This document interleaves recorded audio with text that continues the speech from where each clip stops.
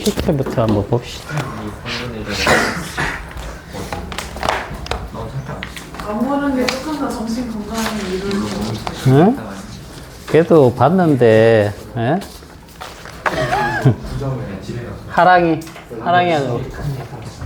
하랑이는 아예 안 풀었으니까 내가 점수를 그냥 기입을 안 했어요. 서로. 조한이 어디 있어, 조한이? 그 다음에 현우, 한비, 채원, 유진, 조한, 이번 약간 식신성. 원빈이 어디 있어? 아, 원빈이. 수빈이 안 했지?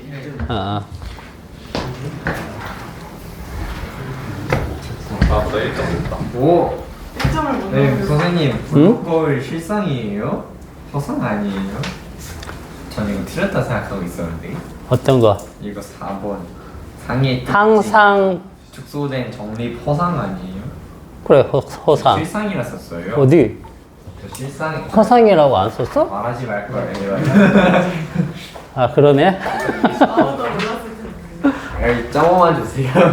지금 포고 빼고 나름 그 실허 빼고. 예. 선생님 저도 도립이라고 썼는데 선생님이 점수 주셨어요. 어떤 거? 4번이요. 4번? 너는 그거 도립만 썼어? 도립 화상. 그래, 도립 허상이잖아. 오, 근데 축소된 거를 안 적었잖아. 네. 작아진다고. 애초에 정립. 아, 너 정립법상으로 써야 되는데 도립법상으로 쓴 거야? 네. 아, 그럼 틀린 거야. 어, 가져 나와. 너 점하고 이번에 점. 점어 처리. 아, 쉬는 시간에 바쁘게 이거 채점하다 보면, 제대로 못 봐요. 맞춘 개수가 도립허상이라고 적어놨네. 진짜 좋게. 1.8. 자, 아, 그냥 나도 그냥 백지로 낼 걸. 인정해. 써봤겠어. 니가 바꾸면 아니, 신입생이 백지로 내는 거하고, 니네가 백지로 내는 건 다르잖아. 백지는 아니야. 거의 백인데. 난 그림이라서 그렇잖아. 왜 자, 그 1번 풀이라도 좀 합시다. 아이고, 풀이하고 가야지 또. 분명히 설명을 두 번 정도 했던 것 같아. 아 반대로 했어. 아. 열심히 이게 찍어. 자, 1번에, 그래프가. 자, 이렇게 되어 있죠? 그죠? 이렇게 되어 있는데, 지금 이쪽으로 진행한다라고 되어 있고요. 여기서 이제 가장 밀한 부분과 소한 부분 했는데, 이건 종파를 갖다가 횡파형으로 바꾸는 거거든. 그지? 네. 자, 그러면은 여기 변이가 위쪽으로 이렇게 이런 식으로 되어 있고, 얘는 이런 식으로 되어 있는데, 플러스 Y쪽은 종파로 바꿀 때 어떻게 바꾼다고 했어요? 오른쪽으로. 그렇죠. 오른쪽으로 이거 화살표를 다 눕히면 돼요. 그죠? 그 다음에 마이너스 Y 방향의 변이 값은 왼쪽으로 다 눕혀주면 돼요. 그러면 이 지점을 화살표들이 모이고 있죠? 그럼 여기가 제일 밀한 곳이 되는 거죠. 그래서 C가 1번에 C가 가장 밀한 부분이다. 선생님 저 맞았는데요. 그래? 미안. 어디? 1번에 C랑은 이거 못 봤다. 아예. 보지를 못했어. 그러면 2점이네. 오케이. 2점.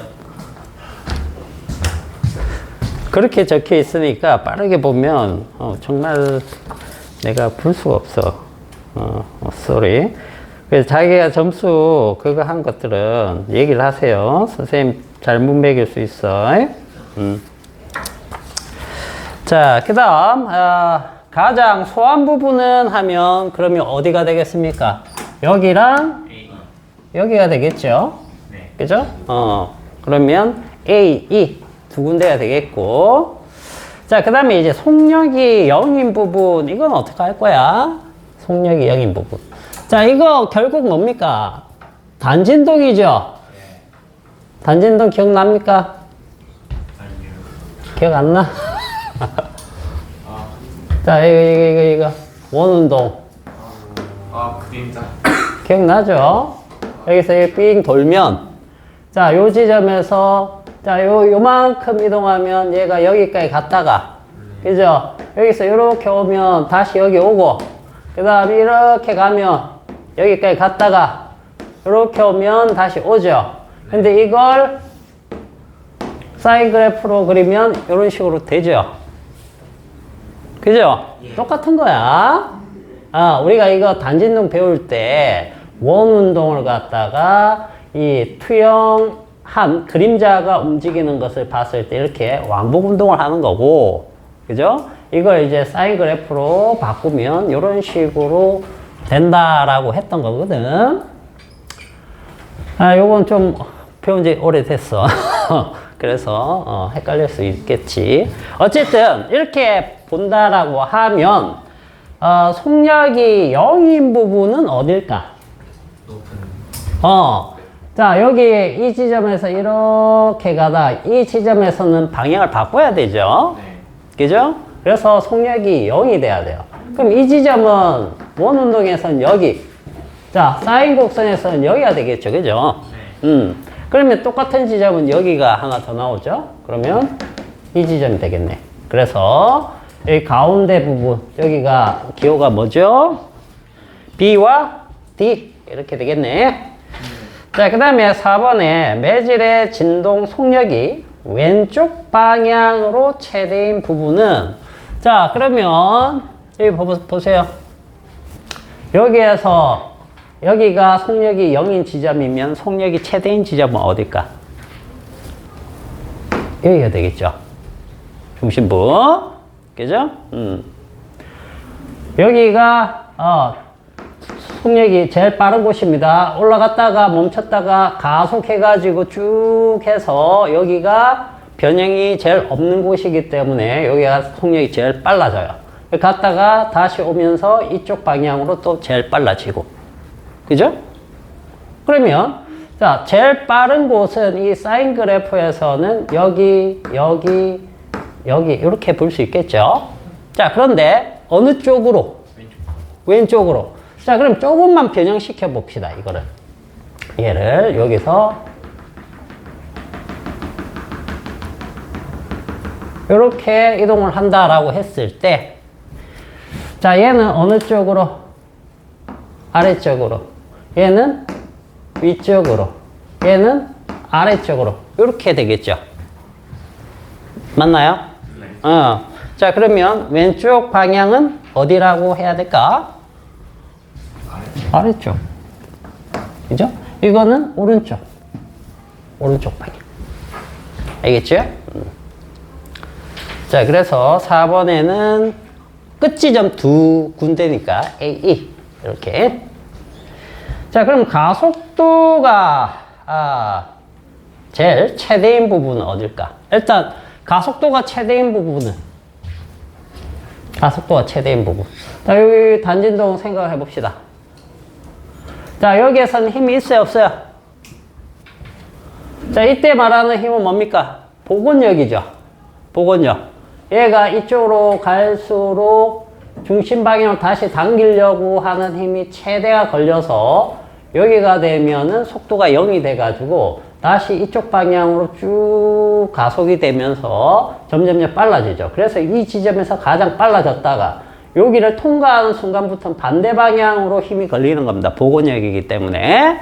그래서 얘가 이렇게 쭉 가는데 속도를 계속 떨어뜨리죠. 왜? 이쪽 방향, 중심 방향으로 가속도가 걸리고 있기 때문에. 그래서 이 지점에서 순간적으로 여기 되고 계속 왔다 갔다 이렇게 되는 거죠. 그래서 자, 변이가 최대인 지점, 속력이 0인 지점이 힘이 최대가 되는 거예요. 복원력이. 그래서 가속도가 최대가 된다라고 보시면 되는데, 여기에서 이제 오른쪽 방향으로. 자, 오른쪽 방향이면 여기 최대인 지점 두 군데죠. 그죠? 여기에서 얘는 아래쪽으로, 얘는 위쪽으로니까 플러스 y 방향이면 오른쪽이 되는 겁니다. 그래서 요 지점이 되겠네요. 요 지점. 자, 그래서 D가 되겠네. 가속도가 오른 방향으로 최대인 부분은 D다. 됐지? 예. 자, 그 다음에 이번에 자, 어느 파동의 변이 Y가 자, 거기 이렇게 나와 있대요. Y가 2 사인 4파이 t 마이너스 2파이 x 맞나? 단위는 이제 미터로 나와 있습니다. 자, 요때 진폭, 파장, 주기, 전파 속도, 각속도는 이제 각진동수라고도 부릅니다. 자, 요거는 우리가 이렇게도 배웠었죠. y는 a의 사인. 자, t 앞이 오메가였습니다. 그죠? 오메가 t 마이너스 자, x 앞이 k였죠. k가 뭐였습니까? 파수. 그렇죠. 파수.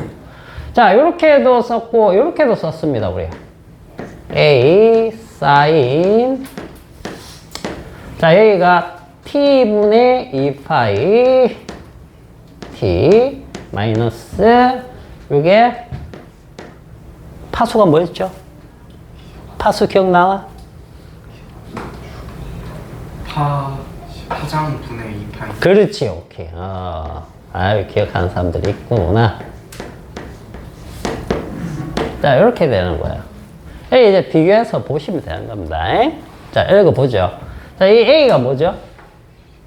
A가? A 값이 뭐예요? 진폭. 진폭. 여기서 진폭 이 그래프에서 이 값이죠. 이게 뭐 A 이렇게 잡으면 되겠죠. 진폭. 입니다. 자, 그 다음에 주기. 주기는 여기 걸로 하면 되겠죠. 그러면 이거 얼마입니까? t분의 2파이가 4파이와 같으니까 0.5죠? 그죠? 2분의 1. 2분의 1. 그 다음에 파장은 요거 보면 되겠네요. 람다분의 2파이. 이게 2파이와 같으니까 람다는 1. 그럼 전파 속도는 V는 F 람다 또는 T분의 람다죠. 여기 주기입니다. 주기, 파장, 또는 진동수, 파장 이렇게도 쓰죠. 자, 요게 방금 주기가 얼마라고 했어요? 주기 1, 0.5, 2분의 1. 그죠? 요게 얼마라고 했죠? 1. 그러면 전파 속력은 2가 되겠네. 그죠? 2m/s가 되겠죠? 자, 그 다음에 각속도가 얘입니다. 그죠? 그러니까 얼마? 4파이 라디안 퍼 세크. 그죠? 4파이가 됩니다. 4파이. 예. 됐죠? 자, 평면 거울에 의한 상 특징은 뭡니까? 상의 크기하고 물체의 크기가 어때요? 같아야 돼요. 그 다음에 좌우 반대. 상하 좌우냐, 좌우만 반대냐. 그 하나로 생각하셔야 됩니다. 상하 반전이 없다 하고 좌우 반대다. 이거 같은 말이야. 알겠지? 그래서 그렇게 쓴 사람들은 그냥 하나로 퉁쳐서 틀렸다고 했어요. 개수가 안 맞아서. 자, 그 다음에 거울에서 상까지 거리하고 거울에서 물체까지의 거리가 같습니다. 알겠죠? 최소 요 세 가지 정도는 기억해야 되겠죠? 자, 그 다음에 네 번째 요거는 항상 작고 바로 선 상. 자, 바로 서는 게 뭡니까? 정립이에요, 도립이에요? 정립. 그 다음에 바로 선 상은 실상이에요, 허상이에요? 허상입니다. 그래서 정립, 허상. 축소된 정립, 허상. 됐죠?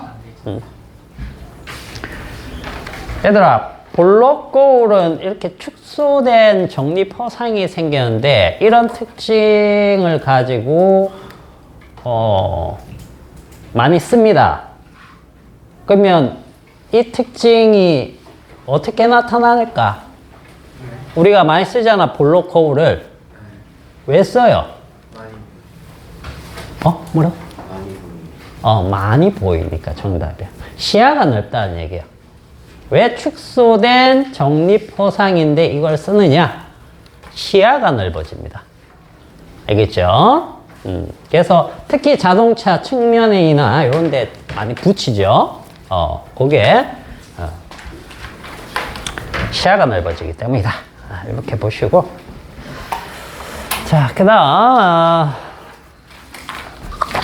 뭐 배우지? 우리 뭐 배우지? 복습해야 돼. 복습이네. 막 작동하는 거 다시 알려주세요. 작도했어요, 나중에. 어디 가서? 거울 작도까지 했었죠. 그죠? 네, 92조 완전히. 근데 뭐 나중에 까면. 오늘은 파동의 굴절 들어가면 돼요. 파동의 굴절. 어차피 반사 잠깐 점검하고 갑시다, 그러면. 너 아까 처음 본 것이 잘했어. 저는 노란색인데 안 오면 올라오고 학원이 두 개야.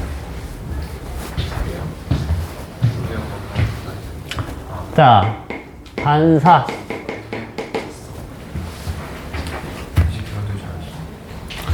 자, 반사할 때 우리가 처음에 배웠던 내용이 뭐냐면 고정단 반사, 그죠? 자유단 반사 이런 거 배웠죠. 요거 좀 중요합니다. 왜 중요하냐면 뒤쪽에서 다 쓰이기 때문에 그래요. 자, 고정단 반사라고 하면 요거는 자, 소한 매질에서 밀한 매질 이라는 표현을 썼었죠. 그죠? 소하다, 밀하다. 광학적으로 소한 매질이다, 밀한 매질이다. 이거는 무슨 뜻이었습니까? 요것만 공부하고 넘어가도 돼요. 요것만 공부하고 넘어가도 됩니다. 반사는. 소한 매질이 뭘 얘기하는 겁니까? 광속이 빠른. 그렇죠. 광속이 빠른 매질입니다. 광속이 빠른 매질. 그럼 밀한 매질은 광속이 상대적으로 느린 매질이에요. 그죠? 광속은 어디에서 제일 빠르죠? 진공에서 가장 빠르죠? 그죠? 진공에서 가장 빠릅니다. 그러면 진공에 대해서 모든 매질은 광학적으로 어떻다? 밀하다. 이렇게 얘기하면 되는 거예요. 그죠? 밀하다. 그래서 자, 소한 매질에서 밀한 매질 쪽으로 가게 되면 우리가 고정단 반사라는 표현을 쓰고요. 반대로 밀한 매질에서 소한 매질로 가면 요걸 우리가 자유단 반사 이런 식으로 부르는데 오늘 이제 굴절 쪽으로 들어가면 요 굴절률까지 포함시켜서 이제 여러분들이 생각을 하면 되겠고, 고정단 반사 있잖아. 얘는 반사파가 생깁니다. 반사파. 반사파가 어떻게 생긴다고 그랬어? 자, 여기가 만약에 고정단이야. 자, 이 펄스가 이렇게 갑니다. 그죠? 이렇게 진행을 한다. 여기 딱 부딪혀서 튕겨 나오는 반사파는 어떻다? 이렇게 해서 나온다고 그랬지요? 그죠? 이게 위상이 얼마나 바뀐 거예요? 위상이 180도 바뀌었다. 또는 뭐라고 부를 수도 있죠? 180도 말고? 파이. 또는 또는 그 2분의 무식이 있었던 것 같아요.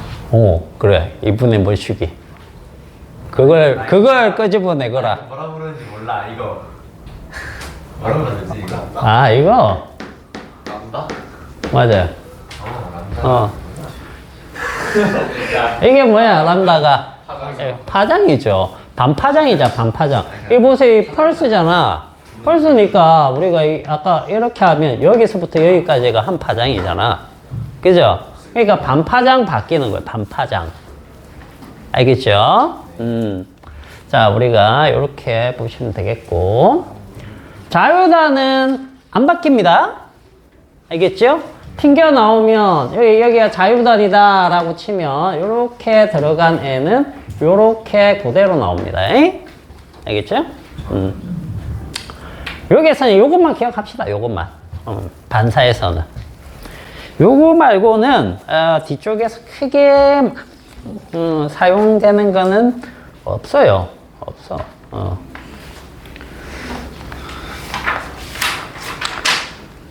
자, 그리고 구명거울 쪽으로 가서 복습을 한번 해봅시다. 구명거울. 자, 구명거울은 뭐뭐 있다고 했어요? 오모 홀로. 자, 여기 거울이죠. 거울이야. 거울은 무조건 어떻게 바뀐다? 좌우는 무조건 바뀐다. 근데 상하가 바뀌는 경우가 있고 바뀌지 않는 경우가 있고. 알겠죠? 자, 요거는 이제 우리가 작도를 조금 해보면 된다라고 했었죠? 그죠? 자, 작도할 때, 자, 오목 거울만 한번 해볼게요. 오목 거울. 자, 거울이 구면경이기 때문에 구면이라는 것은 공모양이라는 뜻이죠. 그죠? 공모양이기 때문에 이게 공이라고 가정을 하면 뭐가 생기는 겁니까? 중심이 생기는 거죠. 여기를 뭐라고 부르죠? 구심. 그죠? 그리고 구심의 절반 정도가 초점입니다. 초점. 이렇게 생각을 하시면 되겠어요. 자, 그리고 이 거울의 중심, 여기를 지나는 축이 있습니다. 이 축을 뭐라고 부르죠?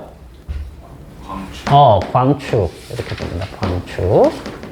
그래서 광축의 나란한 빛이 어떻게 된다라고 우리가 보통 얘기를 하는데, 자, 빛이 예를 들어서 이렇게 쭉 오면, 그죠? 입사각, 반사각 재가지고 해도 되고, 기본적으로 구면을 제대로 만든 거울이라고 하면, 얘가 광축의 나란한 빛은 어디를 반드시 통과한다? 구심이에요? 초점이에요? 초점을 지납니다. 초점. 이렇게. 알겠죠? 초점. 자, 그 다음에 여기 거울의 중심 있죠? 그죠? 거울의 중심을 지나는 빛은 어떻게 된다?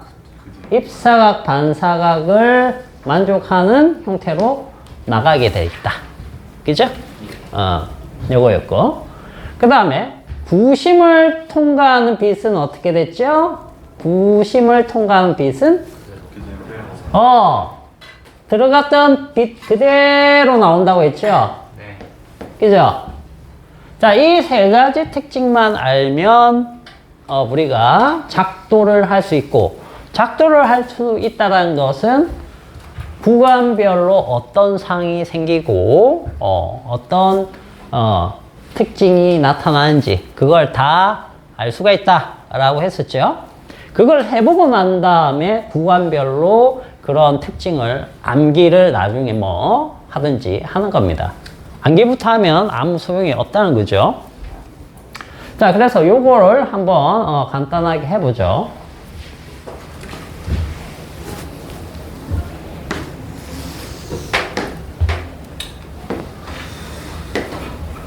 대충 그리자. 대충 그리면 근데 잘 안 되는지. 자, 요렇게 잡았을 때 여기 구심. 여기 초점. 자, 볼록 거울은 요건 이제 항상 축소된 정립 화상만 생기니까 이건 뭐 할 게 없습니다. 요거는 그냥 기억만 해 두셔도 돼요. 나중에 심심하면 작도해 보시면 됩니다. 알겠죠? 이거 할 줄 알면 저건 그냥 자동으로 돼요. 자, 그럼 요거 가지고 한번 해보죠. 자, 구간을 어떻게 나누느냐. 무한대. 그 다음, 구심박. 그 다음, 구심. 그 다음, 구심과 초점 사이. 그죠? 그 다음, 초점. 그 다음, 초점 안쪽. 이렇게 생각을 하시면 돼요. 알겠죠? 자, 근데 우리는 작도만 해볼 거니까, 구심 바로 밖에 여기쯤 세워가지고 한번 봅시다. 자, 그리고 상이 생기는 곳은 어디에 생기느냐 하면, 자, 상이 만들어지는 곳은, 이 거울이기 때문에 반사광 있죠. 반사광.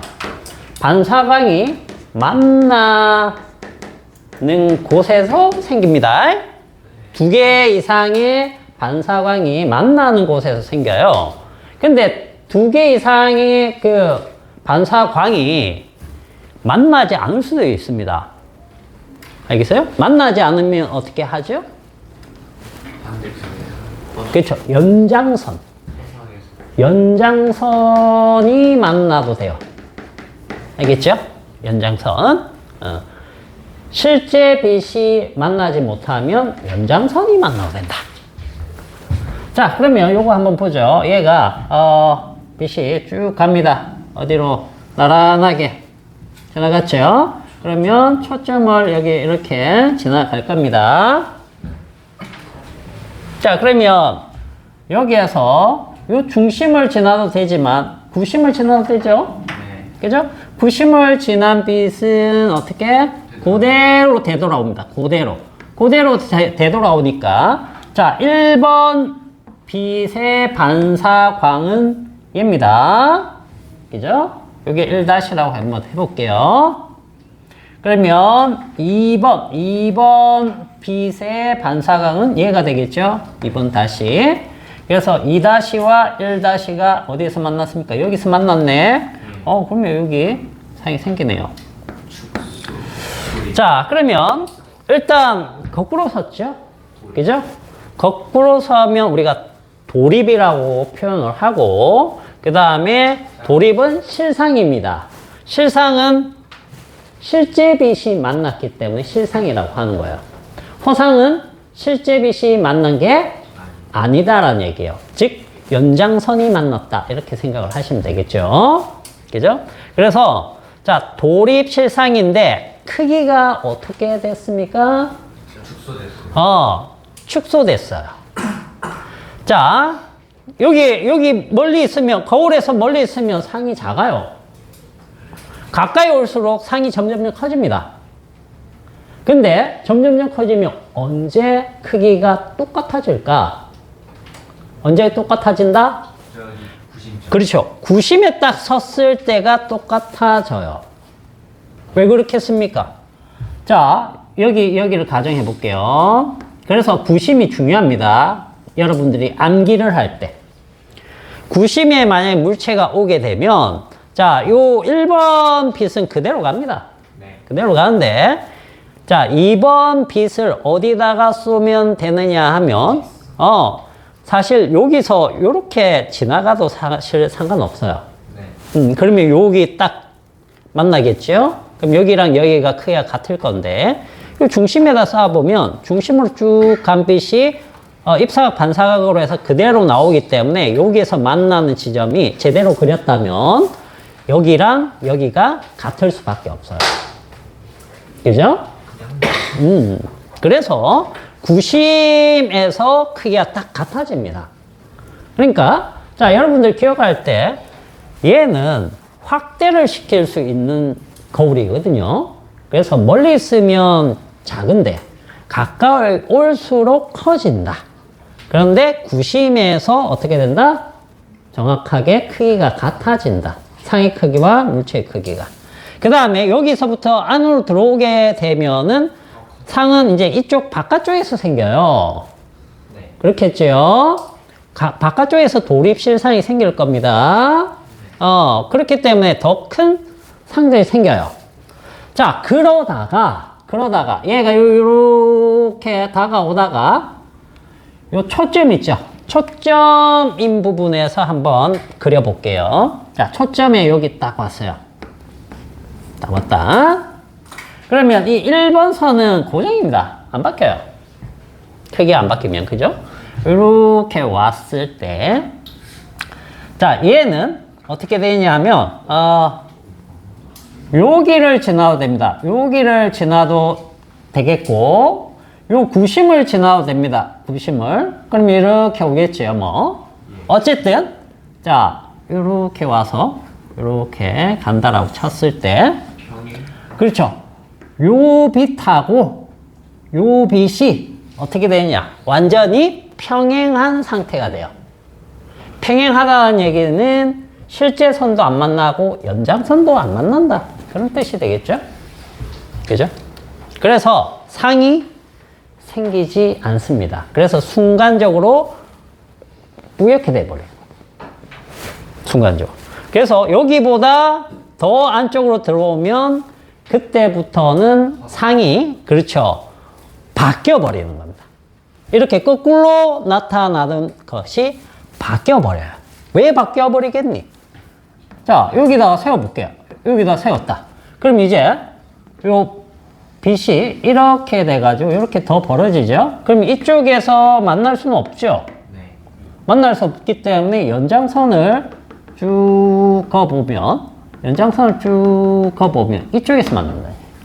그러니까 상이 이렇게 커져가지고, 네. 그죠?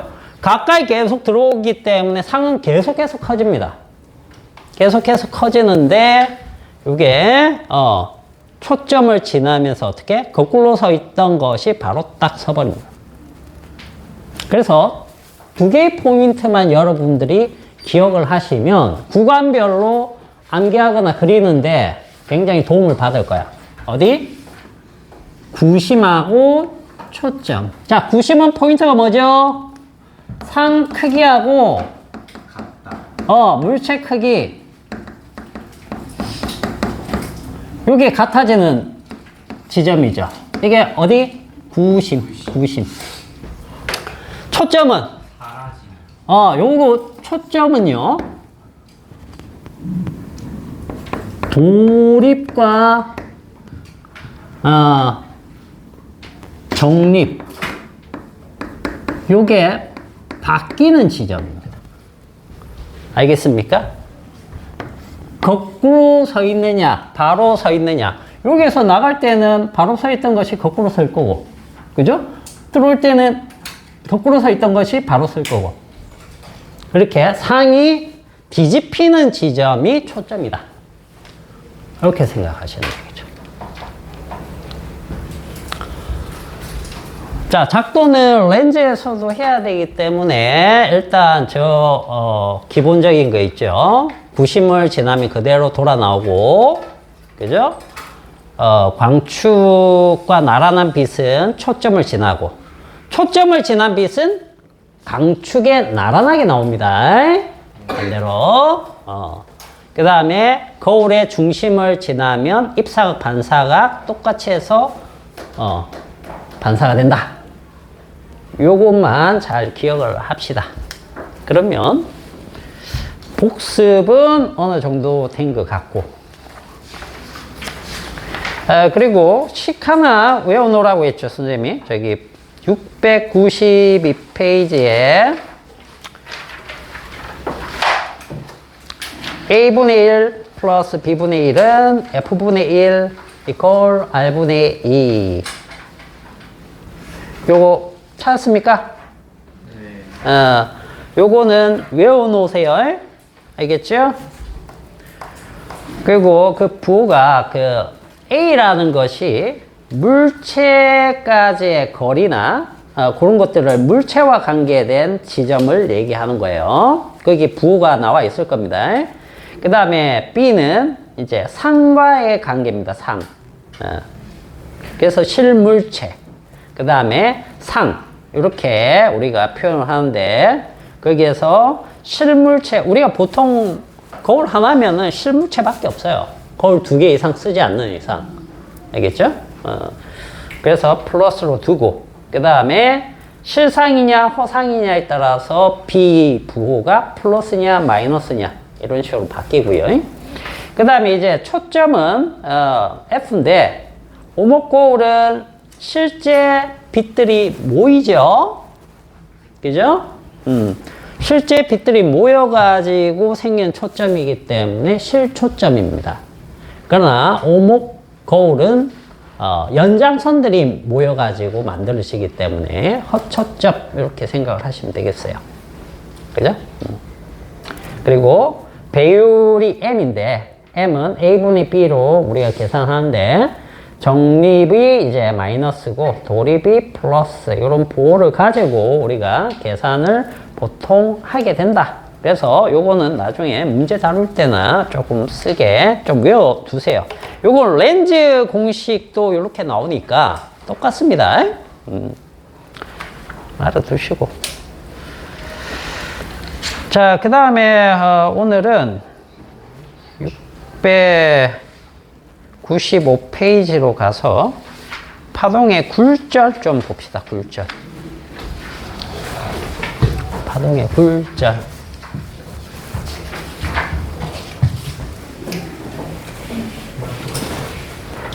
여러분들 이거 거울 공부하실 때는 693페이지에 거기 표 있죠? 그거 하고 작도를 기본적으로 조금 해놨기 때문에 그걸 보시면 돼요. 알겠죠? 자, 파동 굴절 봅시다.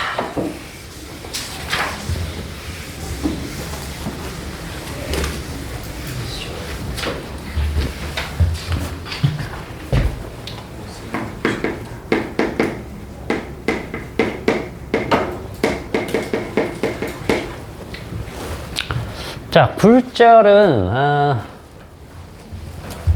자, 굴절 들어가기 전에 그러면 요거 한번 물어봅시다. 우리가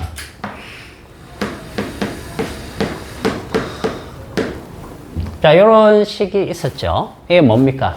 파동의 전파 속도죠. 뭐 속력이라고 해도 되고 여기에서는 F는 뭡니까? 진동수. 요거는 람다는 파장. 자, 매질이 일정할 때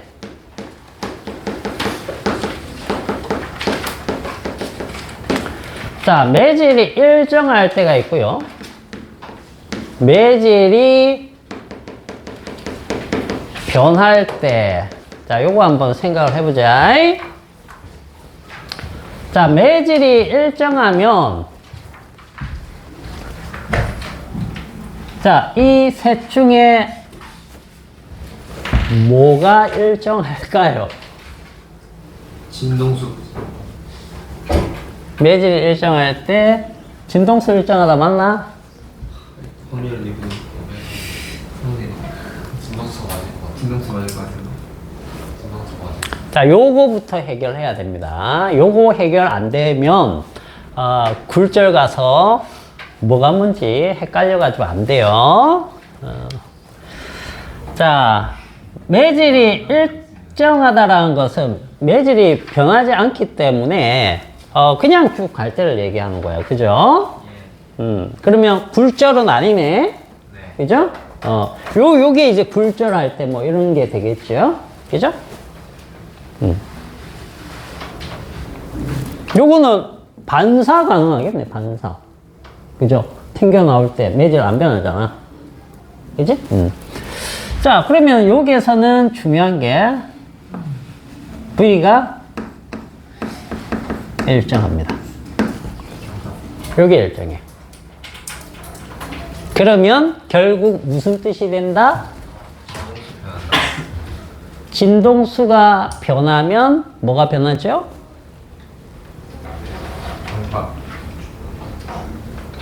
파장이 같이 변해줘야 돼. 어떻게?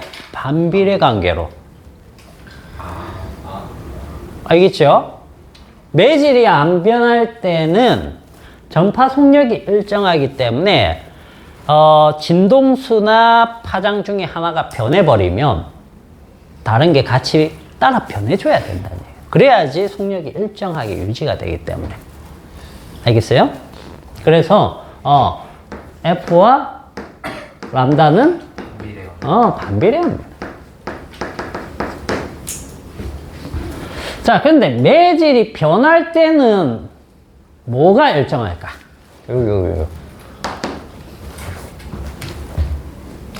요거는요, 매질이 안 변할 때, 만약 계속 뭘 이렇게 심하게 흔들거나 빠르게 흔들거나 해도 속력은 안 변하는데, 그죠? 얘 같은 경우에는 이제 변하는데, 뭐가 변하냐? 속력은 변해요. 속력은 변해. 자, 여기에서는 진동수가 일정해요. 요게 일정해요. 요게 일정해요. 그러면 속력이 빨라지면 파장이 어떻게 된다? 길어진다. 파장이 빨라지면 안 되죠. 길어져야죠. 길어진다. 그런 관계입니다. 그래서 V와 람다가 비례죠. 이런 얘기가 됩니다. 그럼 봐봐. 파동 발생 장치가 있다. 물결파 발생 장치가 있다. 예를 들어서.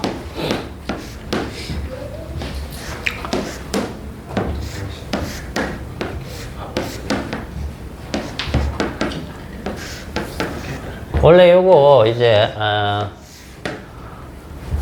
이런 식으로 여기 이제 물이 차 있습니다. 여기 있어요? 물이 차 있고 여기는 이제 뭐냐면 흰색 종이를 깔아놨다라고 치고 여기 이제 조명 장치가 있습니다. 조명 장치 하고 빛이 쫙 이런 식으로. 그러면 여기에 이제 파동 발생 장치가 있습니다. 파동 발생 장치. 쉽게 생각하면 막대기 같은 게 있다라고 생각하면 됩니다. 막대기가 물을 이렇게 퉁퉁퉁퉁 쳐줘요. 그럼 여기서 어떻게 되겠니? 파도가 쭉 일어나겠죠. 근데 어떤 파도가 일어나겠습니까? 이 평면파처럼 이렇게 쫙 생기겠죠. 그죠? 구면파가 아니고 평면파. 일자로 물 파도가 이렇게 일자로 쭉 이렇게 가겠죠. 뭐 캐리비안 베이 같은 데서 막 파도 일으키듯이. 그죠? 그다음에 빛이 쫙 나오면 여기에 이 무늬가 생깁니다. 무늬 생겨요. 그거 갖고 이제 관찰해가지고 우리가 여러 가지 이 파동에 대한 탐구를 해요. 알겠어요? 네. 요 밑에 걸 보고 막 합니다. 근데 지금은 이제 그 얘기는 아니니까 여기에서 이제 쭉 이렇게 보면은 자 여기서 여기까지 가는데 매질이 변해요, 안 변해요? 안 변하겠죠? 그죠? 그래서 자 진동수를 크게 하려면 어떻게 하면 됩니까? 이걸 쳐주는 걸 늦춥니까? 빠르게 해줘야죠. 이렇게 빠르게 쳐줘요. 이걸 퉁퉁퉁 이렇게 쳐주면 진동수가 느린 겁니다. 근데 이걸 막대가 물을 빠르게 쳐주면 물결이 빠르게 생기겠죠? 그죠? 이때 파장이 커지면 진동수가 커지면 파장은 작게 나타나요. 촘촘하게 나타나요. 뭔 말인지 알겠니? 왜? 속력이 일정하니까. 자, 그런데 여기다가 그러면 매질이 변하는 거는 어떻게 실험하느냐? 매질 변하는 건 여기다가 유리판을 이렇게 중간에 이렇게 끼워 놓습니다. 끼워놔요. 그러면 수심이 어떻게 되는 거야? 여기로 갈수록 높아지나?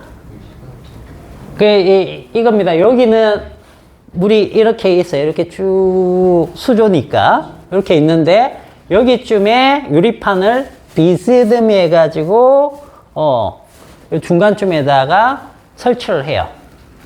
그럼 여기 얕아진다는 뜻이 될 겁니다. 그죠? 수심이 얕아지면 어떤 현상이 생기느냐면 매질이 달라지는 현상이 생겨요. 알겠어요? 그래서 요 변화를 우리가 알아볼 수가 있어요. 알겠죠? 그래서 여기에 대한 것들을 이제 오늘 스넬의 법칙 뭐 이런 것들을 통해 가지고 볼 겁니다. 알겠죠? 그리고 요 실험 장치는 나중에 되게 많이 나오는 거예요. 회절, 간섭 뭐 이쪽에서도 볼 수가 있고, 왜냐면 여기 이거를 물결의 보관 간섭, 상세 간섭 이런 것들을 여기에서 우리가 관찰도 할 수 있기 때문에 여러 가지로 씁니다. 자, 그러면 일단 굴절 법칙을 한번 봅시다. 굴절 법칙. 자, 요거 꼭 기억해 놓으세요. 요거. 자, 굴절 법칙은 우리 696페이지 쪽을 한번 가보죠. 696.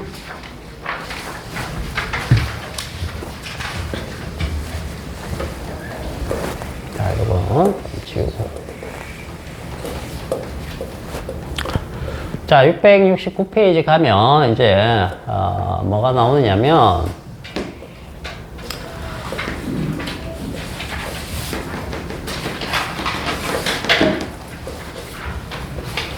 자, 이게 법선입니다. 법선. 그리고 이쪽이 매질 1이고 여기가 매질 2다 라고 생각을 해 봅시다. 매질 1, 2. 자, 그러면 이쪽으로 파동이 진행을 한다. 진행을 한다. 자, 그 다음에 이쪽에서 또 나란하게 파동이 이렇게 진행을 한다. 그러면 자, 여기서 이렇게 선을 수직하게 그었다. 그리고 여기서 이 정도 이렇게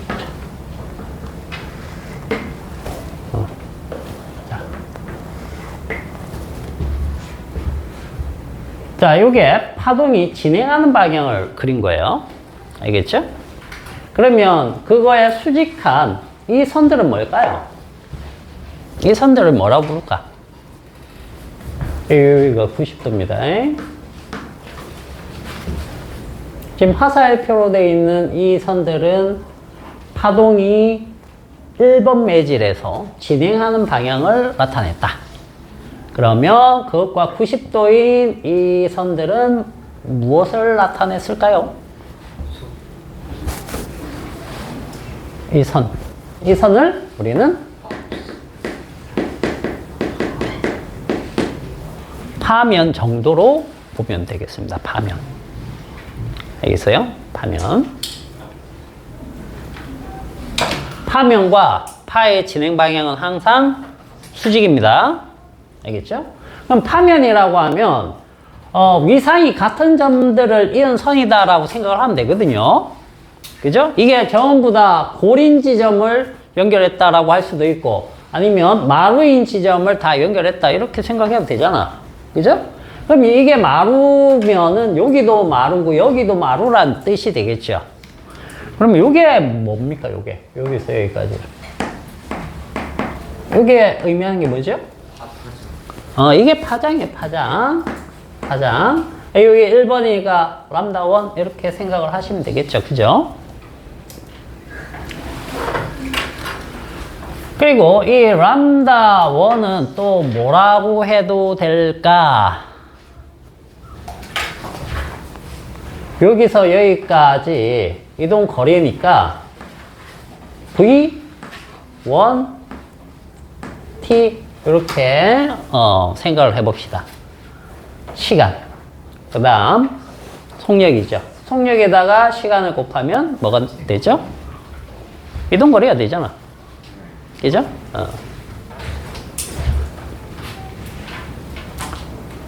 자, 그 다음에 여기에서 만약에 여기보다 속도가 빠른 곳이다. 그럼 무슨 말이에요? 여기가 소환 매질이다. 이런 얘기가 되겠죠? 여기는 밀하다. 이러면, 자,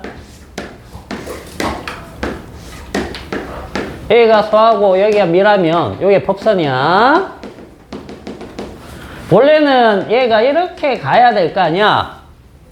그죠? 근데 매질이 달라지면, 빛의 속력이 달라지면 꺾여요. 어느 구역으로 꺾이느냐? 1번, 2번. 어느 쪽으로 꺾이죠? 2번. 요거 기억하셔야 됩니다. 2번으로 꺾입니다. 항상 꺾이는 쪽은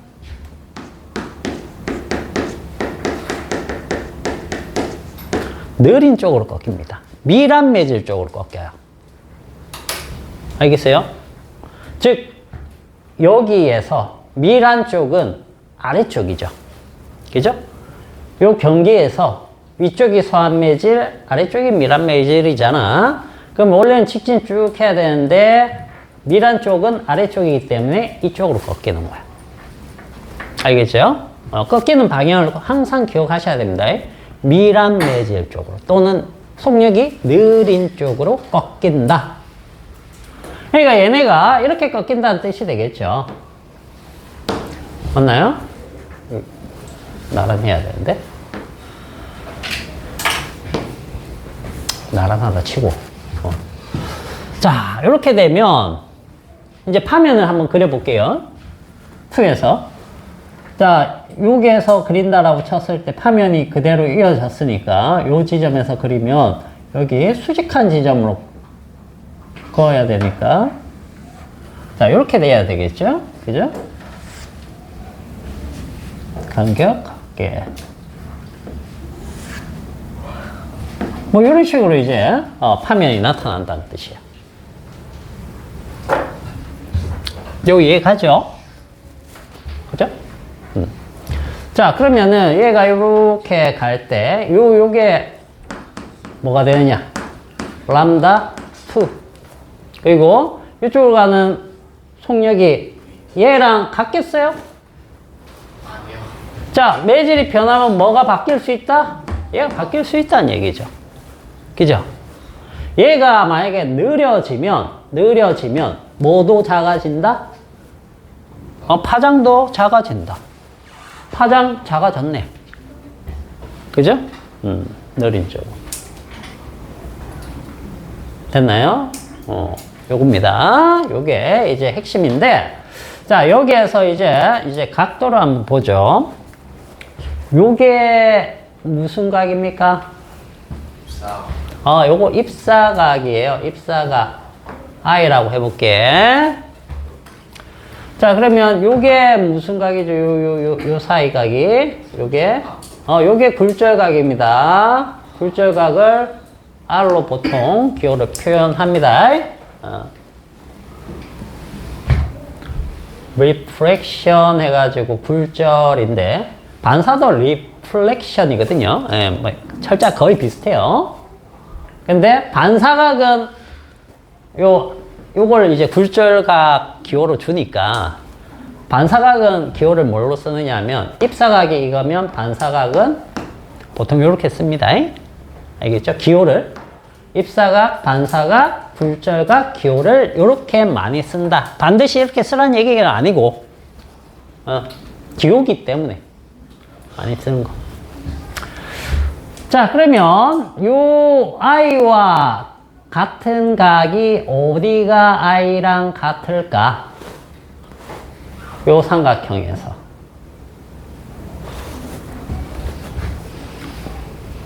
이게 90도죠? 그럼 여기가 90 마이너스 I.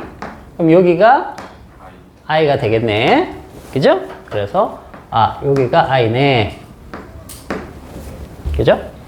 그러면 자, 요 삼각형, 직각삼각형 있죠? 밑에 거. 여기에서는 어디가 r일까? 요쪽이 r이 되겠죠? 그죠? 맞나요? 여기가 r이 될 겁니다. 자, 이렇게 했을 때 지금 요 길이는 공통으로 사용되는 변인데, 자, 요거 스넬이 뭘 알아냈느냐? 스넬이라는 과학자가 뭘 알아냈느냐면, 자, 요 삼각형에서 요 직각입니다. 요거 사인 i가 무엇과 같나요? 사인 i. 자, 여기를 A, B, C, 그 다음에 여기를 D라고 해보자. 그냥, 편의상. 자, 그러면, 사인 값이기 때문에, AB분의, 그죠? BC. 이렇게 나오죠? 자, 그 다음, 사인 R을 한번 구해보세요. 사인 R을 구하면 요 삼각형에서 여기가 직각이니까 자, AB분의 뭐 AD 뭐 이렇게 되겠죠? 요 그림상으로서는 그죠? 자, 요걸 이제 나눠보면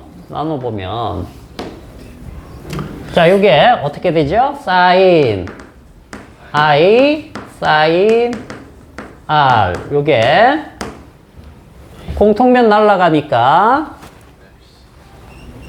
AD분의 BC. 맞나요? AD분의 BC. 어디? 여기랑 여기 길이죠? 그죠? 자, 먼저 이걸로 한번 볼게요. 시간은 같습니다. 알겠어요? 시간 같은데 이 속력이 달라서 거리가 달라진 거거든. 맞지요? 왜? 왜 시간이 같을까? 시간이 왜 같아요? 진동수가 일정. 그렇죠. 진동수가 같으니까. 이게 일정하니까. 진동수의 역수가 주기잖아. 그죠? 그리고 시간이 같은 거예요. 같은 거.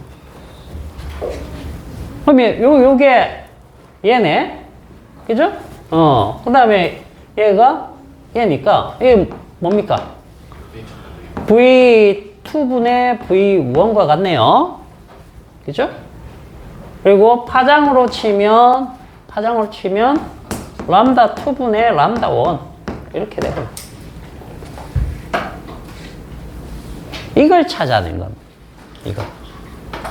이게 무슨 뜻이냐면 입사각과 굴절각의 사인값 비율이 어떻다? 항상 일정하더라. 굴절이 일어날 때. 그 비율이 일정하더라는 얘기. 그걸 알아낸 겁니다. 누가? 스넬이래. 스넬이라는 과학자가. 그래서 이걸 스넬의 법칙 이렇게 불러줘요. 알겠어요? 자, 오늘 하는 것 중에 제일 중요한 겁니다. 자, 요 식은 반드시 요거는 필요 없습니다. 요건 필요 없는데 자, 요거 여기다 다시 적어 볼게요. 제일 중요하니까 sin I sin R 요걸 이제 세타 1, 세타 2 이렇게 이제 일반적으로 많이 씁니다. 여기를 세타 1, 여기를 세타 2 알겠지요? 요걸로 다시 써줄게요. 자, sin 세타 1, sin 세타 2 이걸 여러분들은 문제 풀 때 더 많이 활용할 겁니다. 왜냐면 입사각 굴절각이 하나만 나오는 게 아니기 때문에 알겠죠?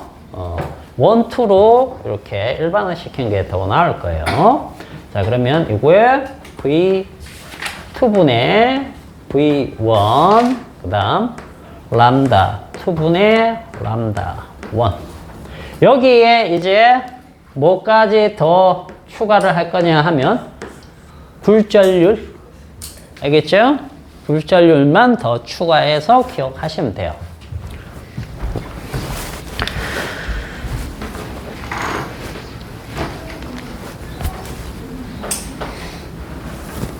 시간이 별로 없네.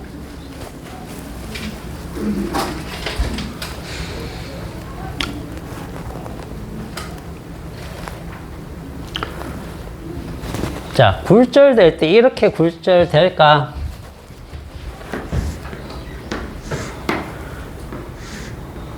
이렇게 돼 있으니까 이게 점점 줄이면 이게 점점 이렇게 돼서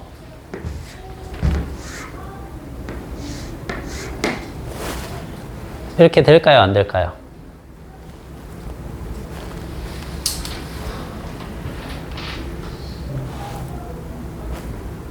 이런 상황은 이거 이렇게 하면 이렇게 돼야 되는 거 아니야? 안 될 것 같아. 이렇게 안 됩니다. 반드시입니다. 여기 법선을 중심으로 해서 양쪽에 있어야 돼요. 알겠어요? 양쪽에 있어야 됩니다.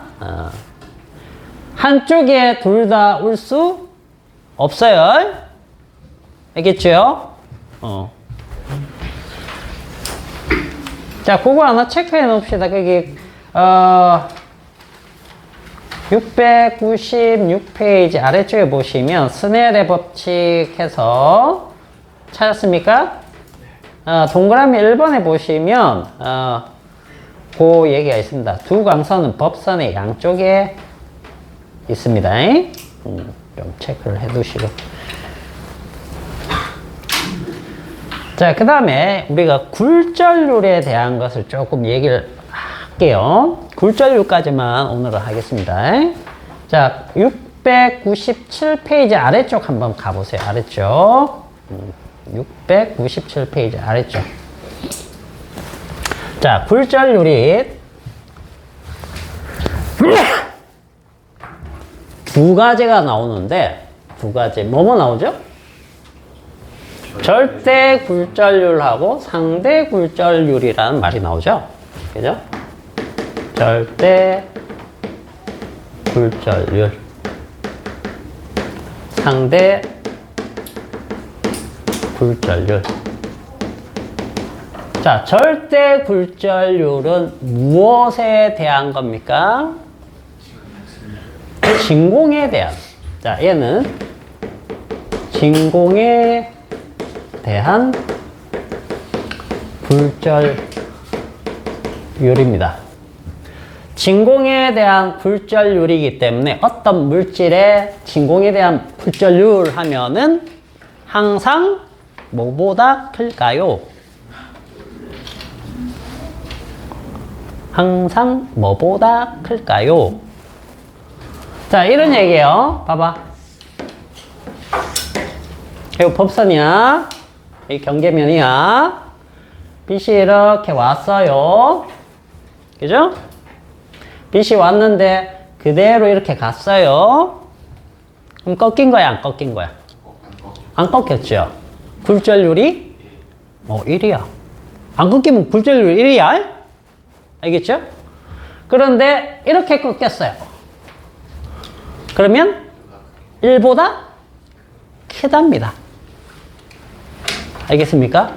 1보다 큰 거예요. 이렇게 되면 1보다 작겠죠? 그러면 진공에 대해서 모든 물질은 어떻게? 1보다 커야 되니까 이렇게 되겠죠? 다 밀한 매질이 되는 거야. 이해가지? 그게 이제 절대 굴절률입니다. 근데 여기에서 늘 진공으로만 생각할 필요는 없다 라는 거죠. 공기에 대한 굴절률이라고 생각을 해도 크게 다르지 않다. 라는 거예요. 알겠어요? 진공에 대한 굴절률과 공기에 대한 굴절률, 엄연히 다른데 차이가 매우 적기 때문에 공기에 대한 굴절률을 그냥 진공에 대한 굴절률이라고 생각을 해도 크게 다르지 않다. 그래서 문제에서 보통 어떻게 준다? 공기에 대한 굴절률을 1로 준다는 얘기예요. 그 얘기는 무슨 얘기다? 진공에 대한 굴절률 1 준 거랑 똑같은 거예요. 알겠죠? 그냥 같게 봐라. 그런 뜻입니다. 이해됐죠? 자, 그럼 상대 굴절률은 1보다 반드시 커야 된다. 맞나요? 1보다 반드시 커야 된다. 그건 아니겠죠. 자, 요렇게 들어갈 때랑 요렇게 들어갈 때 굴절률이 어떻게 될까? 요거는 굴절률이 크겠죠? 맞나요? 요거는 작을 수도 있다는 얘기예요. 아까 요게 뭡니까? 이쪽으로 꺾이는 거고, 이렇게 들어가면 이렇게 꺾이는 거야. 알겠어? 그래서 이렇게 들어갈 때는 상대 굴절률이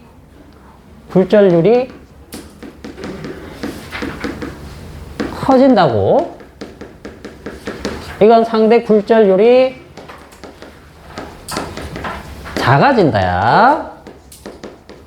얘가. 자, 그리고 표기를, 굴절률은 n으로 표현해요. 요걸 n으로 표현한다고. 근데 상대 굴절률은, 자, 1에 대한 2의 굴절률, 이렇게 표현하면, 이렇게 표현합니다. n, 1, 2. 1에 대한 2의 굴절률. 요것은 n, 1에 대한 n, 2의 굴절률. 요거 꼭 기억을 하셔야 돼요.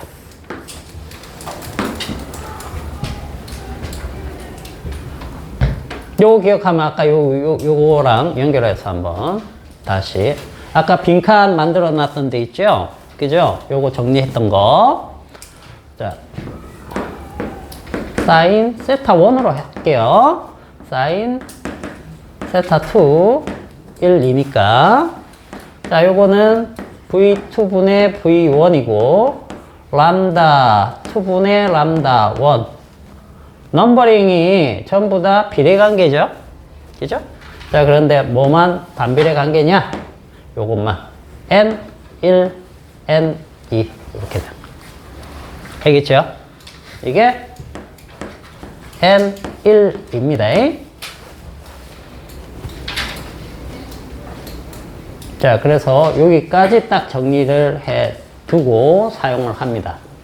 그래서 여기에서 뭐 다음 시간 이제 연결하겠지만 요렇게 쓰시면 돼요. N1 sin 세타 1, N2 sin 세타 2. 요런 식으로. 알겠죠? 요거로 이렇게 많이 쓰시면 돼요, 이제. 자, 여기까지.